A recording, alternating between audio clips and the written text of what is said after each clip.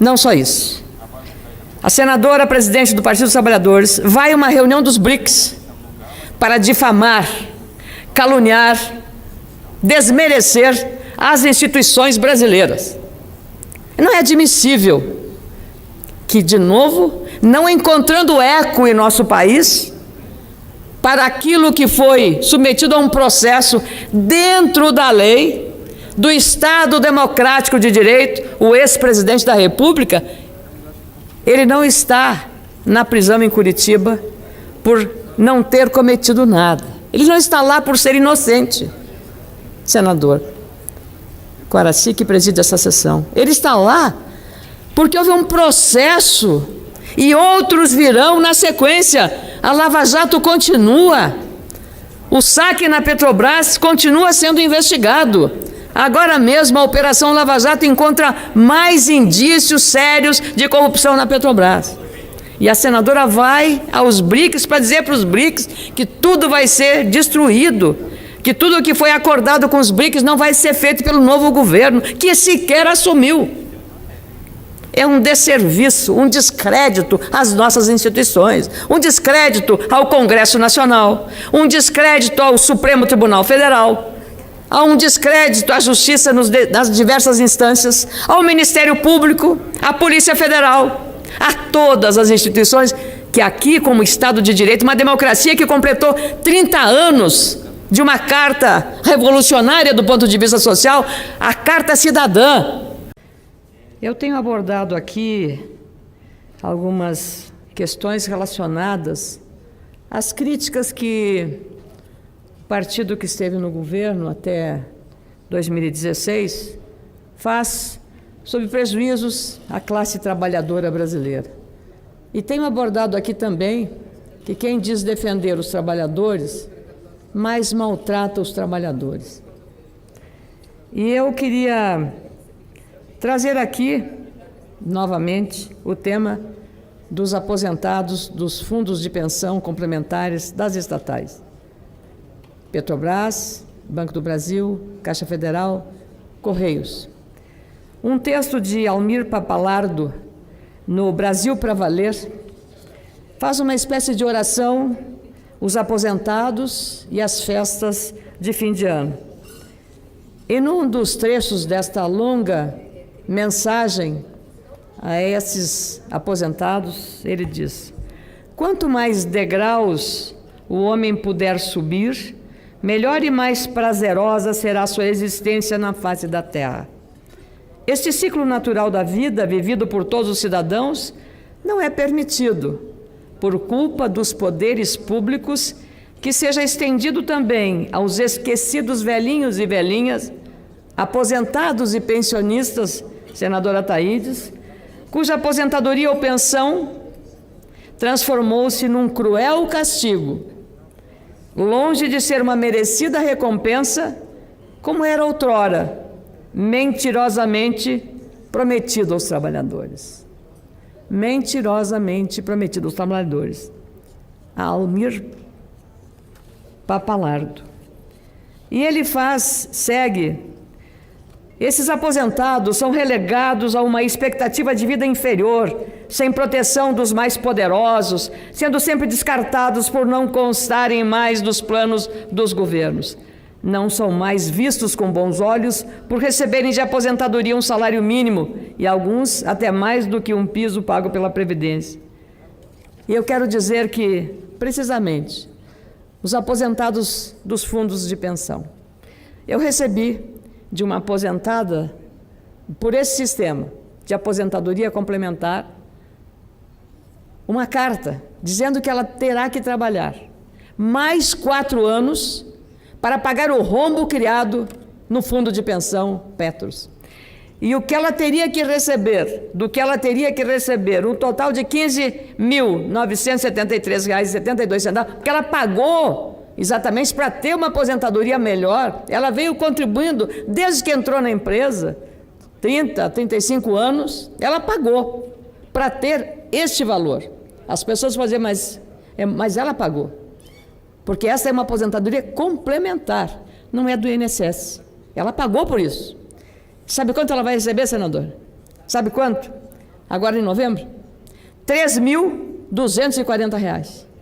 Porque desse total de 15, uma boa parte, talvez um terço disso ou um quarto disso, seja contribuições extras para poder tapar o rombo, no caso da Petrobras, do Fundo Petros. Então eu trago este exemplo aqui, porque aqui está a prova. Este é o contra-cheque. Está aqui o contra-cheque. E veja só, são esses líderes que levaram pessoas como esta aposentada, como foi descrito nesse texto sobre como vai ser o Natal dos aposentados e pensionistas, especialmente dos fundos de pensão, das estatais comandadas com patrulhamento político partidário. Não só isso. A senadora presidente do Partido dos Trabalhadores vai a uma reunião dos BRICS para difamar, caluniar, desmerecer as instituições brasileiras.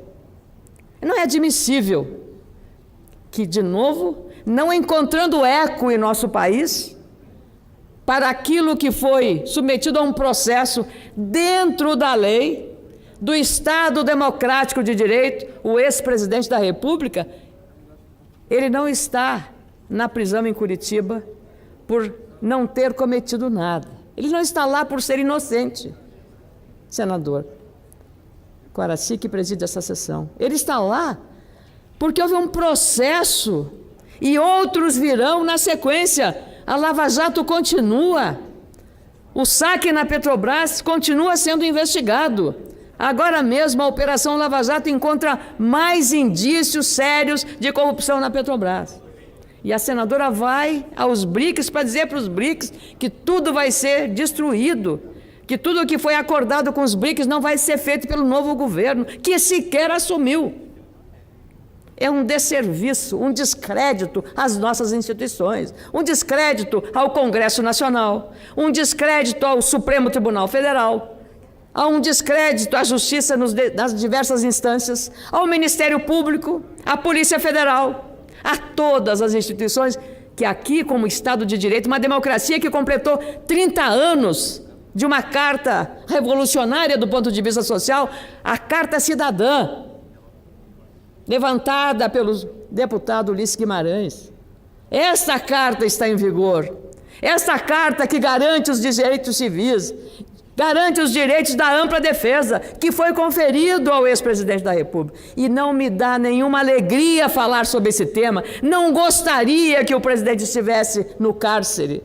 Não gostaria. Até porque reconheço que fez muitas coisas que foram benéficas à população, mas isso não lhe dá imunidade. Isso não lhe garante a imunidade para não pagar pelos crimes cometidos. E a régua moral aqui se usa é a mesma para o amigo, para o correligionário e para o adversário. Senadora... Com todo o respeito, mas a senadora Gleisi Hoffmann prestou um desserviço ao ir numa reunião de BRICS com 5 países, da qual o Brasil faz parte, para denegrir a imagem do nosso país, a imagem das instituições brasileiras. Concedo a parte da senadora Vanessa Gradiotin. Muito obrigada, senadora Ana Amélia. Eu acho que o Brasil já está acostumado a ouvir o debate entre Vossa Excelência e mim, entre mim e Vossa Excelência, e sabe das divergências que nós temos em relação a algumas questões. Eu, ouvindo a senhora falar, senadora, eu não posso deixar de solicitar a parte que, de forma tão gentil, Vossa Excelência me concede, assim como Vossa Excelência faz quando eu estou na tribuna e Vossa Excelência está aqui. É verdade, senadora Gleisi. Senadora Vanessa. Veja. Eu estou falando nela. Primeiro, acho que não sei exatamente de que reuniões a senadora Gleisi, presidente nacional do Partido dos Trabalhadores, foi participar, mas certamente não foi uma reunião governamental. Deve ter sido uma das tantas reuniões políticas paralelas que ocorrem, senadora Ana Amélia, dentro desses fóruns, em momentos em que esses fóruns se realizam. Segundo, em relação ao presidente Lula, quando Vossa Excelência fala da corrupção na Petrobras, do problema sério que o Brasil vive em relação à corrupção, Vossa Excelência tem razão. Agora, o presidente Lula não está preso por causa disso. Foi o próprio juiz Sérgio Moro que disse, não tem nada a ver com Petrobras, nada. Na primeira decisão, nada a ver. O presidente Lula está preso porque foi condenado num processo por ter recebido um apartamento. Senadora, que nunca foi de propriedade dele. Então, nós vamos continuar com essa pendência. Aliás, ontem, a turma do Supremo Tribunal Federal iniciou um julgamento de um pedido do habeas corpus ao presidente Lula e parou. Deve continuar posteriormente. E por que o pedido do habeas corpus? Porque, mais uma vez, o presidente Lula, através dos seus defensores, pede liberdade, pede anulação de um processo que lhe condenou sem nenhuma prova, sem nenhum fato específico, Então, senadora, eu cumprimento Vossa Excelência, mas não posso deixar aqui também de colocar este lado. O presidente Lula, não só na visão da senadora Gleisi, mas de todos aqueles que acompanham com os detalhes, que acompanharam e continuam acompanhando o processo do presidente Lula com detalhes, sabe que ele foi condenado injustamente e é, sem dúvida nenhuma, um preso político. Senadora Vanessa, com todo respeito a Vossa Excelência, e entendo a senhora defender com ardor seu líder político, porém, senadora Vanessa Gradustin, é inacreditável que num processo desses, todas as instâncias do sistema jurídico brasileiro tenham chegado à mesma conclusão. Porque uma denúncia nasce com uma investigação, nasce com uma prova, com um testemunho, com o encaminhamento da denúncia feita pelo Ministério Público, que é a instância que está julgando, a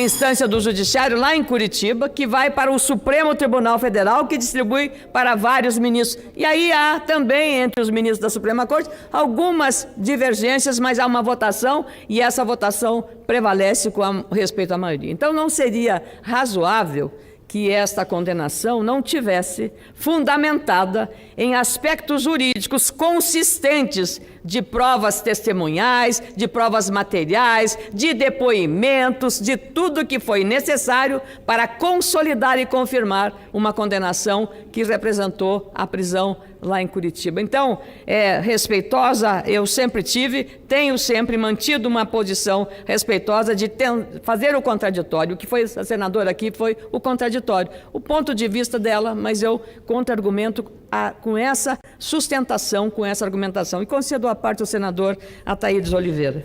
Senadora Ana Amélia, eu evidentemente coaduno com Vossa Excelência. Não me causa surpresa a senadora Gleisi, a nossa colega, difamar o nosso país lá fora. Não me causa surpresa. Porque o que eles fizeram com o nosso povo e com o nosso país é relevante a conversa lá fora. Agora, com relação ao ex-presidente Lula, eu disse em 2016 que era um caso de polícia e que eu não tratava mais sobre esse assunto. Mas, como se diz no ditado popular, o diabo mora nos detalhes. O caso do triplex é só um detalhe. O caso da Petrobras virá, e tantos outros crimes cometidos por esse senhor, nosso ex-presidente Luiz Inácio Lula da Silva. Quero parabenizar Vossa Excelência pelo seu discurso. Muito obrigado, senadora Ataídes.